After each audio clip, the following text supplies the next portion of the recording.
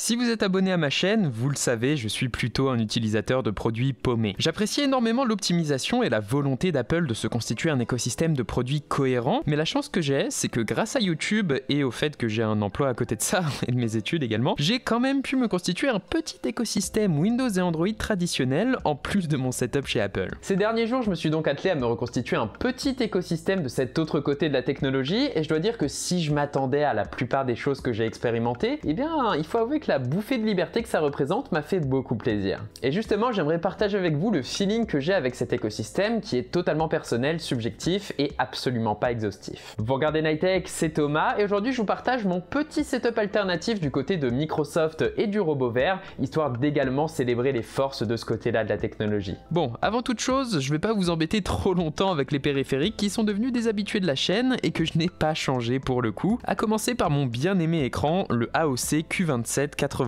PQ. Il est toujours là avec sa dalle IPS très sympa de 27 pouces, sa définition QHD, son très bon rendu des couleurs et des contrastes, et surtout son design original avec un pied asymétrique, des bordures fines et un cadre en aluminium du plus bel effet. Aujourd'hui il est un petit peu cher pour ce qu'il est je trouve, mais j'ai eu un petit coup de cœur sur son design perso, à vous de voir pour le reste. Autre habitué de la chaîne, le combo clavier-souris le plus polyvalent que je connaisse, le clavier K380 et la souris MX Master 2S, tous les deux de chez Logitech. Le K380 offre une frappe assez confortable, quoique un petit peu cheap au niveau de la touche espace notamment, en plus de son look assez sympa avec des touches rondes façon dactylo. Bien qu'il soit Bluetooth, ce clavier s'est montré étonnamment fiable avec moi et inutile de vous en faire pour son autonomie par ailleurs. Il fonctionne avec des piles, mais je l'ai depuis 2016 et j'ai toujours pas eu à les changer, comme quoi les piles ont un avantage là-dessus. A l'inverse, la Master 2S utilise une batterie rechargeable quoique endurante, puisqu'elle me tient un bon mois à l'usage. C'est pas la référence du marché pour rien évidemment. La MX Master est une souris qui offre toute la précision, la polyvalence et la réactivité que vous pourriez souhaiter,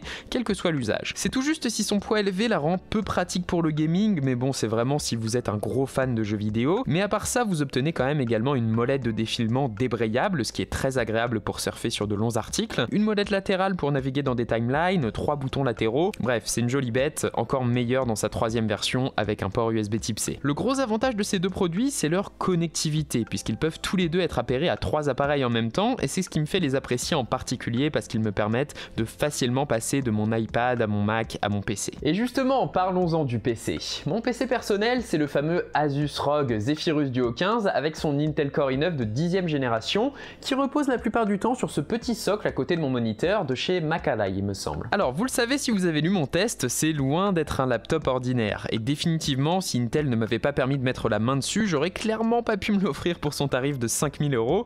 Je reste un étudiant malgré tout. Si cet ordinateur sort de l'ordinaire, c'est parce qu'il s'agit davantage d'une station de travail portable que d'un laptop, avec 2 écrans 4K IPS, un design premium et surtout une conception et une partie mécanique juste irréprochable.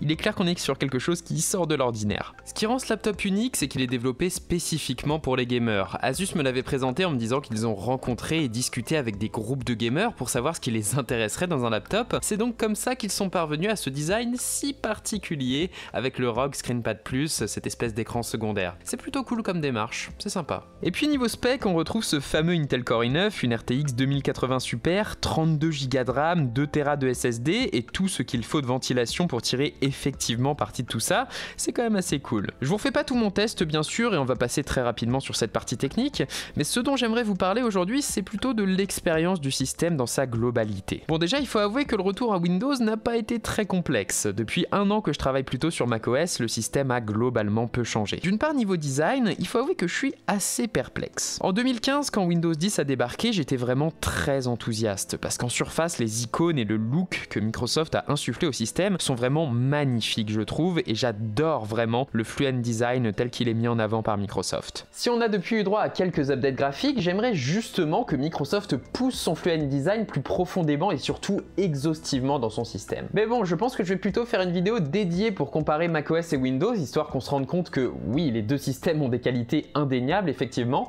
mais surtout pour pouvoir explorer un petit peu ce genre de points qui relèvent plus du détail dans une vidéo setup qu'autre chose. À part ça, une chose à laquelle je suis très sensible du côté de chez Microsoft, c'est que j'ai pas à faire de tri dans mes usages en fait. J'ai pas à sacrifier mon envie de jouer occasionnellement pour mon désir d'être créatif, et ça fait plaisir quelque part. D'autant que la concurrence des constructeurs de laptops sous Windows fait qu'on trouve des machines très capables à prix raisonnable, sans surtaxe délirante dès qu'on veut plus de stockage ou de RAM, même si bon, cet ordinateur coûte très cher donc c'est pas forcément la meilleure illustration. C'est bête encore une fois, mais il faut avouer que ce genre de polyvalence dans la sélection de son ordinateur a quand même beaucoup de valeur au final. Et niveau jeux vidéo justement, j'utilise bien évidemment la petite manette de chez Microsoft pour Xbox Series S et X qui est diablement efficace, confortable, compatible Bluetooth évidemment et qui pousse le soin du détail jusqu'à proposer un appairage automatique à n'importe quel PC sous Windows. Et puis bien sûr ce design tout en blanc, j'adore, c'est vraiment magnifique, c'est minimaliste, c'est très beau. En tout cas pouvoir redécouvrir tous les titres de l'époque où j'étais vraiment investi dans le jeu vidéo, c'était genre autour de la fin de vie de la PS3 et du début de la PS4, le tout en 4K à 60 images par seconde sans aucune concession graphique, c'est génial vraiment, en plus de pouvoir jouer à quelques jeux récents, même si j'avoue que je suis resté bloqué dans les années 2015-2016 en matière de jeu. Et puis en termes d'optimisation, j'ai été assez surpris en me remettant à Windows avec ce Zephyrus Duo. Bien que Premiere Pro soit toujours bien peu optimisé par exemple, il exploite tout de même la RTX 2080 Super pour rendre le playback parfaitement fluide, même en 4K, et surtout pour exporter mes vidéos en un temps record. Ça fait quand même plaisir même si je sais pas trop quelle est la part du logiciel et quelle est la part du hardware dans ces jolis résultats. Là où j'ai vraiment été surpris en revenant sur Windows en tout cas, c'est clairement par le nouveau Microsoft Edge. Je suis désolé mais en passant sous Chromium, Microsoft a clairement fait passer son navigateur dans la cour des grands, repassant même à mes yeux devant Google Chrome. Encore une fois, c'est une question d'optimisation. Edge offre une navigation d'une rapidité franchement appréciable, avec un scroll à la fois fluide et surtout organique en fait, qui semble très lisse. Ça fait plaisir à voir, c'est quelque chose que je reproche énormément à Chrome sur certains laptops Windows.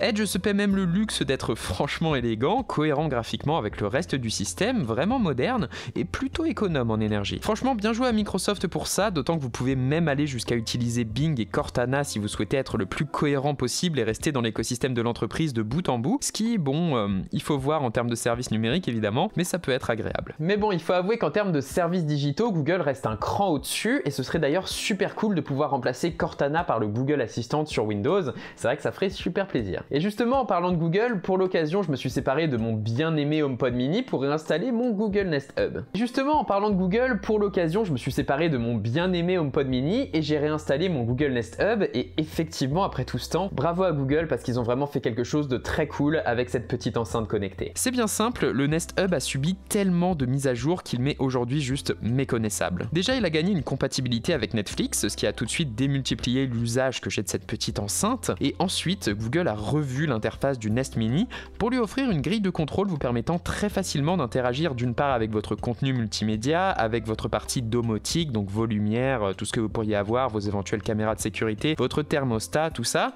Bon, j'avoue que j'ai rien de tout ça pour le moment, mais il faut avouer que Google a su maîtriser le potentiel de ce genre de petit appareil, et poser sur un bureau, cette enceinte est l'assistant idéal pour avoir des informations à la volée, pour contrôler son intérieur connecté, mettre des films, séries, de la musique en fond sonore. C'est vraiment devenu extrêmement pratique, et je trouve que Google a cet avantage au final. Certes, en général, quand ils vont sortir un produit, il va pas forcément être totalement abouti, mais ils vont avoir tendance à lui donner des mises à jour incrémentales au fil du temps, qui vont finir par lui donner tout son sens. Toujours du côté Google de la force, en plus de mon iPhone, j'ai également toujours sur moi un smartphone Android. Il y a différentes écoles chez les youtubeurs à ce sujet, il y en a qui vont simplement utiliser leur téléphone de test au quotidien et qui donc sont sans arrêt en train de changer de téléphone. Il y en a d'autres qui ont un téléphone personnel et qui partagent la connexion de ce téléphone avec leur mobile de test, mais personnellement je suis plutôt du genre à avoir simplement 2 forfaits téléphoniques, histoire de pouvoir tester naturellement mes smartphones de test en fait, tout en ayant un mobile personnel sur lequel j'ai tous mes messages, mes contacts du boulot, mes informations, ce genre de trucs. En dehors des tests, mon téléphone Android stable n'est pas un Pixel cette année, mais bel et bien un OnePlus 8T. Bon, les mauvaises langues diront que c'est parce que OnePlus me l'a laissé,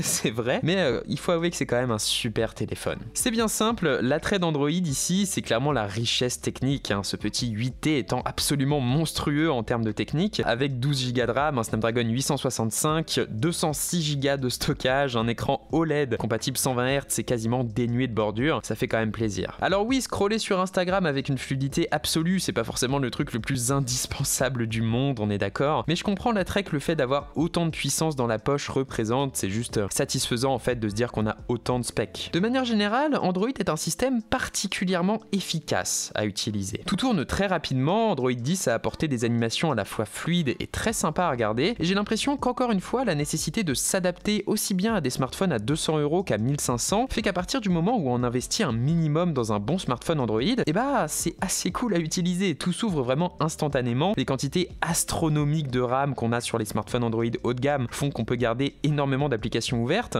c'est assez cool. Le truc qu'Android fait particulièrement bien par contre, c'est la gestion des notifications, chose qui est quand même particulièrement importante sur un téléphone moderne. C'est simple, autant le centre de notification d'iOS me rend anxieux, et j'exagère à peine tellement il gère mal la gestion des notifications, autant celui d'Android, avec sa séparation entre les applications de messagerie, les notifications et les push non urgents, rend la chose très ergonomique et efficace. Et puis bon, Android c'est également l'excellentissime Google Assistant. Il faut avouer que pour ce qui est de tout ce qui est intelligence artificielle, Google garde une longueur d'avance sur le marché. J'adore la nouvelle interface de cet assistant, elle fait la part belle aux animations, elle est beaucoup plus rapide qu'auparavant, et lors d'une demande, on voit même que le texte s'affiche progressivement de façon fluide au fil de votre discussion, de votre élocution, ce qui fait que c'est quand même assez joli à regarder. Siri a tendance à être plus rapide et meilleur notamment pour ce qui est de la gestion de la musique. Je trouve qu'il comprend mieux les requêtes qu'on va faire dans un espèce de franglais quand on demande un titre d'un groupe anglophone, je pense que vous comprenez ce que je veux dire. Mais le Google Assistant reste quand même de loin le meilleur en termes de sagacité et de souplesse dans les requêtes. Dès que vous voulez formuler une demande un tant soit peu complexe, il faut avouer que j'aurais plus tendance à faire confiance au Google Assistant qu'à Siri. L'autre petite surprise qu'on peut avoir avec ce genre d'écosystème, c'est que contrairement aux idées reçues,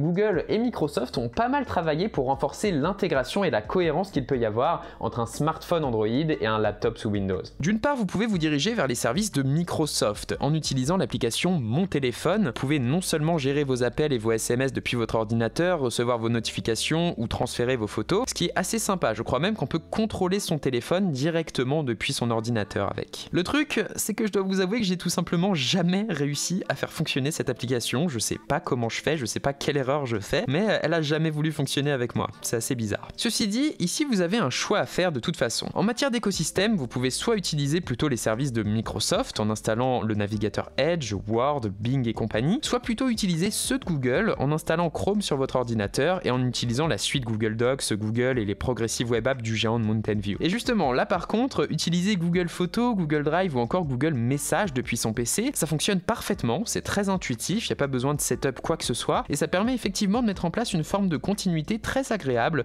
entre son smartphone et son PC, en plus de bénéficier d'une synchronisation de son historique évidemment. Oh et puis je suis désolé, mais le material design de chez Google, c'est toujours aussi magnifique. Franchement, j'adore, ça fait plaisir. Enfin bref, si j'avoue avoir toujours une petite préférence pour ce que fait Cupertino, force est de constater que du côté de Microsoft et Google, énormément de progrès ont été faits pour améliorer la cohérence et la continuité entre ces différents systèmes, en plus des qualités qui étaient déjà inhérentes à ce côté-là de la technologie, notamment la vraie liberté de choix qu'on a par rapport à l'ordinateur et au smartphone vers lequel on souhaite se diriger. Enfin bref, ça me fait quand même super plaisir d'avoir redécouvert ce côté-là de la technologie, de pouvoir jouer aux jeux vidéo comme j'en ai envie, et puis simplement d'être sous Windows, c'est quelque chose qui me manquait un petit peu mine de rien, et ça m'a fait super plaisir de redécouvrir un petit peu ça de façon intensive dans un écosystème. Ah voilà les gens, comme d'habitude j'espère que cette petite vidéo qui bien sûr est totalement personnelle, n'hésitez pas à partager avec moi votre propre opinion dans les commentaires, ça me fait toujours super plaisir de lire et de répondre à tous vos messages, c'est vraiment génial, merci. Et comme d'habitude si ça vous a plu, vous savez quoi faire, le j'aime, le commentaire, l'abonnement et le partage,